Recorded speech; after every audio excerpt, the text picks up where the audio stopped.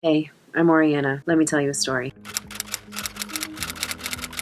The trickiest and saddest part of this journey has really been navigating the delicate conversations with my two older kids, who are now 5 and 7, but at the time of their dad's death were 3 and 4.5. I've always wanted to remain honest and transparent, but at the same time, I have to be mindful of their age and the delicate nature of their psyche. I've always believed that, over sheltering them, as much as that might be sometimes our inclination, is to protect our kids from pain and struggle. But I think in the long run, that does them a disservice, because life is hard, life is messy, life is chaos. Terrible things can happen at any moment. The reality is that terrible things are likely to happen to our children at some point in their lives. That maybe is a tough pill for most of us to swallow. It's a reality of life, and I think the key to that is viewing it as a part of what makes life beautiful, is that it's messy. It's that we don't know. With the things that are within our power, we have the choice to make our life into almost anything that we want for ourselves. As much as we want to protect our children, we have to prepare them for a hard world and a hard life. And the best preparation for that is experience. It's letting them feel things, letting them tackle complicated situations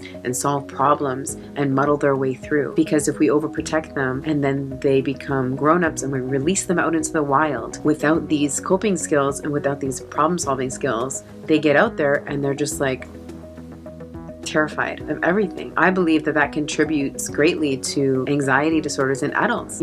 As much as it's a wonderful blessing to have had a very safe and sheltered childhood, it's a disservice in the long run as adults. With that in mind, as much as it was devastating to watch my children grieve the loss of their father, who they loved very much, I didn't want to protect them from their grief too much. I didn't want to protect them too much from the truth. I wanted to always be open with them and communicate with them, but in a way that was age appropriate. I try to tell them the truth as openly as possible in plain and simple language, and I try to do it with little or no emotion attached. There are moments when I let them see that I'm upset. If I'm crying or missing daddy on a particular day, I let them see that and be a part of that. But when it comes to having hard conversations, I pick a time where I'm kind of calm and level-headed and I can speak without emotion so that we can just have calm conversation. I've always been really mindful of the idea that as they grow, their emotions about what happened to their dad, given that it was a car accident and so sudden, how their emotions and grief will change and evolve over time. Because grieving as a child, it's a very specific type of grief, and it's very different from how adults grieve. I'm not an expert by any means, but I almost feel like when they become adults, it's almost like they'll have to grieve again, because they've grieved and processed their dad's death in a certain way as children, but that's going to evolve as they grow and their brains mature and they see the world differently. They're going to understand what that loss means to them in different ways, and in different stages of their life, I think they'll have to re-grieve for him over time. I want to be able to support them in that as best I can, but again, without over-sheltering them. I'm also aware that as a parent on this journey, raising kids and raising grieving kids, there really aren't any right answers. Parents in general,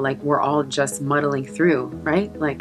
Nobody knows what they're doing with their kids. It's so hard, but we try our best. Dealing with grieving children is the same. And I often wonder how they will feel when they're older about how I handled everything. I think with kids, honestly, it's a bit of a crapshoot. I think you can raise 3 kids relatively consistently. One of them will think you did great, one of them will think you did terrible, and one of them will just be kind of neutral. I often wonder about my own kids when they're adults, and I wonder what their opinion will be on how I handled my own grief and how I communicated with them. Like I said, I've always been very open and honest and transparent with them about their dad's death, about the accident. I wonder if one of them will think that I was too open too soon. I wonder if one of them will think I didn't communicate enough. I'm going to continue to wonder those things, and I find strength just believing in myself and just knowing that I'm doing the best I can with the tools at my disposal, and that always has to be enough for any parent. One thing I've learned is that when the kids bring up their grief and sadness to me, family, at first I used to search for a solution. They would tell me that they were feeling sad, and I would just be scrounging for a way to fix it, a way to make them feel better, a way to make the pain stop. What can I say? What can I do? How do I fix it? Because as parents, we just want to fix it. One option is to simply just sit and listen. When I look over my journal that I kept in the days and weeks after Jeff died, I do see myself saying that I noticed sometimes my kids would just repeat themselves over and over again, and I realized it wasn't because they were looking for me to provide any real answer. It was just for me to acknowledge that I heard them. Sometimes when they share that they're having a hard day or they're feeling sad, sometimes it's enough to just be like, I hear you, buddy, and I'm sorry you're having a hard day today, and I'm going to sit here with you. You tell me about how you feel. And sometimes that's all they need. Another option is to give advice. Sometimes maybe they want you to tell them and talk to them about how they can feel better and things that they can say. I've given my kids mantras. We tell stories about Daddy. We look at the memory box. Just little things that we can do or that they can do for themselves to kind of work through those emotions for themselves in those moments when they arise. I think it's important to teach them to develop their own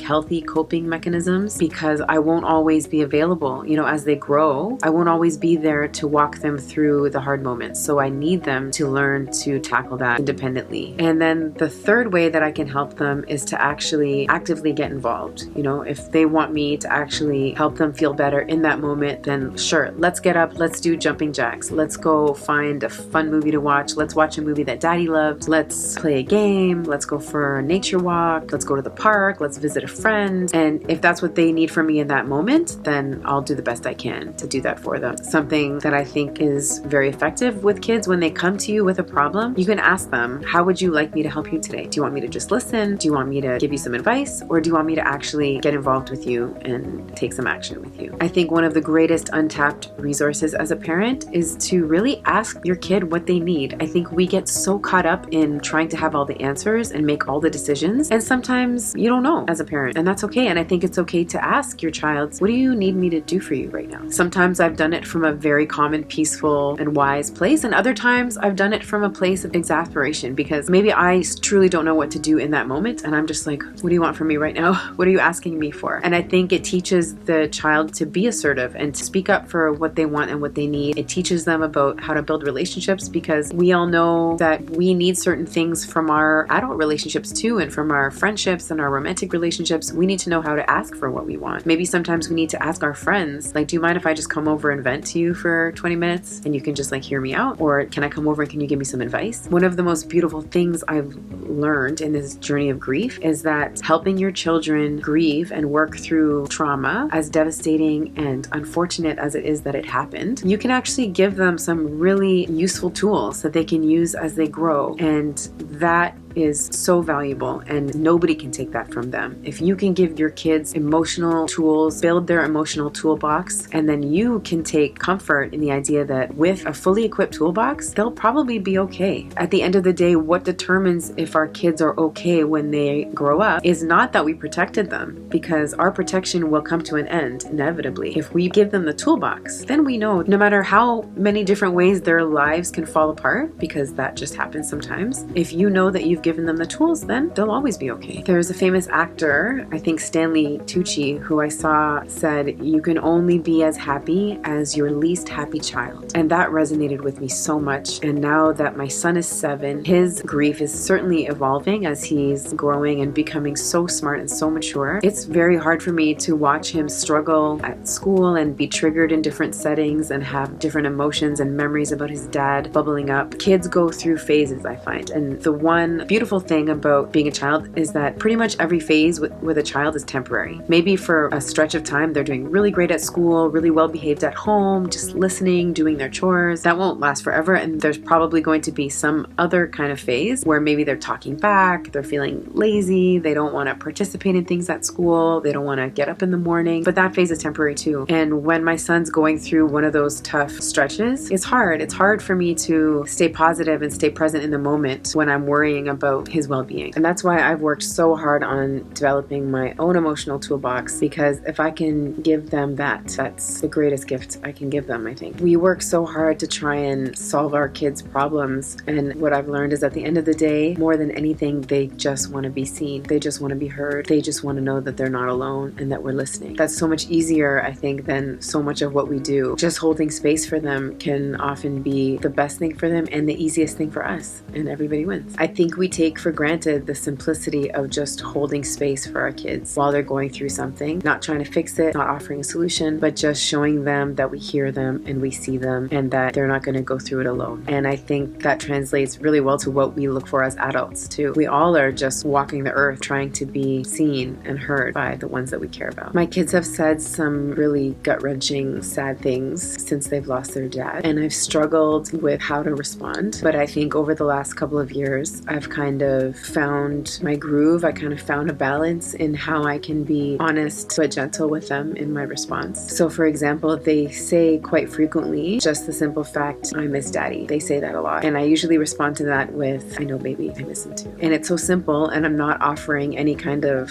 solace to what they're going through, but I'm showing them, I hear them, I know what they're feeling, and I'm feeling it too. And I often say, we can miss him together. And I'll often follow up with, what do you miss the most? Because I think it's important for them to acknowledge what they're feeling and say it out loud, to get it off their chest, to speak what's running through their mind, so that they don't just feel like they're living inside this universe in their head, not sharing in that with anybody. They've asked me why daddy had to die. That's a really hard question. Ultimately, I say, I don't know, because I don't. And I think it's okay for us as parents to admit when we don't know something. We don't have all the answers. We don't have all the information. I just explain to them that everybody dies and we don't get to choose. So we have to be grateful for the days and years that we did spend with daddy, and we're lucky that we had him for that time. That has often led to the question about if and when I'll die. And that's really common in grieving children who lose one parent. Naturally, they wonder, well, what if I lose you too? And that's something we've been grappling with ever since Jeff died. Them wondering when I will die. And they still ask me about that when we have conversations. And I really don't try to sugarcoat it. Very shortly after Jeff died, they did say, Mommy, are you going to die? And in that moment, I did say, I'm not going to die. Everything is going to be fine. But now that some time has passed and they're a little bit more mature and we can have some deeper conversations, my answer to that question has evolved a little bit. And I now say, I don't know when I'm going to die, but I can promise to take care of myself. I promise to be careful. I promise to be as safe as I can. Let's just enjoy every moment that we have together. Because what else can I say? I can't promise them. As much as I would love to reassure them and promise them Mommy's not going anywhere, can you just imagine if I promised them that I wasn't going anywhere and then I die?